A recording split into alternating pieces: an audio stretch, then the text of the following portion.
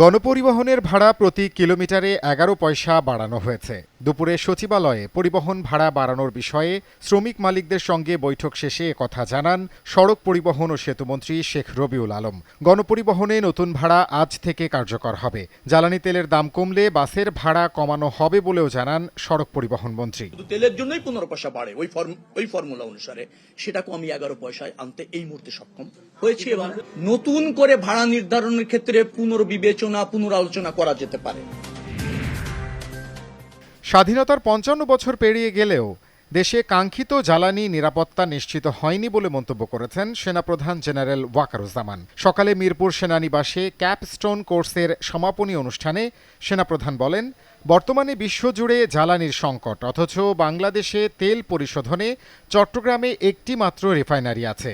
নতুন করে রিফাইনারি তৈরি করা অত্যন্ত জরুরি বলেও মনে করেন সেনাপ্রধান।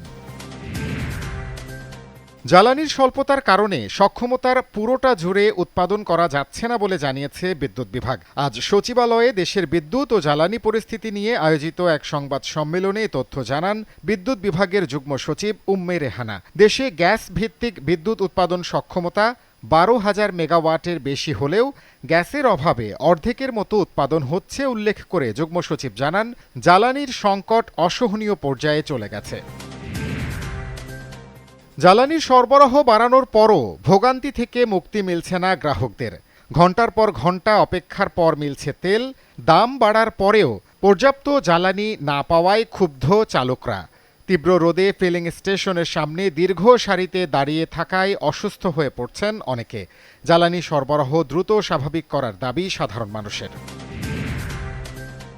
পুষ্টির অভাবে শিশুদের মধ্যে হামের প্রভাব বাড়ছে।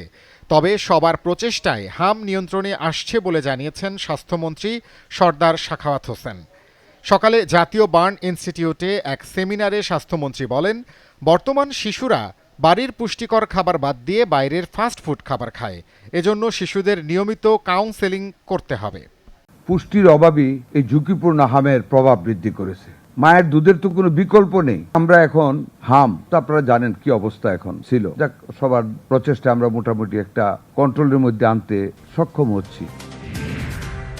২৪ ঘণ্টায় হাম ও হামের উপসর্গে আরও ৫ শিশুর মৃত্যু হয়েছে। একই সময়ে হাসপাতালে ভর্তি হয়েছেন আরও ১,২৯৫ শিশু।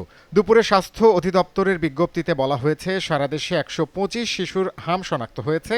এ নিয়ে ১৫ মার্চ থেকে এ পর্যন্ত মোট ৩২,৩৯৩ শিশুর মধ্যে হামের উপসর্গ পাওয়া গেছে, আর মোট মৃতের সংখ্যা ২৩৩। ত্রয়োদশ জাতীয় সংসদে সংরক্ষিত নারী আসনে ক্ষমতাসীন দল বিএনপির মনোনীত ৩৬ প্রার্থীর সবার মনোনয়নপত্র বৈধ ঘোষণা করেছে নির্বাচন কমিশন।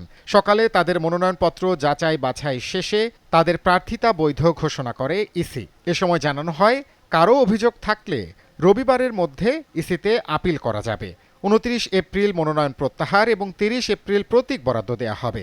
আগামী ১২ই মে ত্রয়োদশ জাতীয় সংসদের সংরক্ষিত আসনের নির্বাচন অনুষ্ঠিত হবে।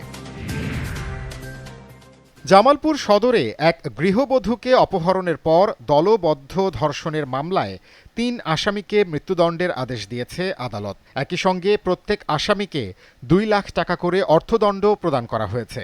দুপুরে জামালপুরের নারী ও শিশু নির্যাতন দমন ট্রাইব্যুনাল ১-এর বিচারক মোহাম্মদ আব্দুর রহিম এই রায় ঘোষণা করেন। এ আসরে নিজের ২৪তম গোলটি করেন এই নরওয়েজিয়ান তারকা।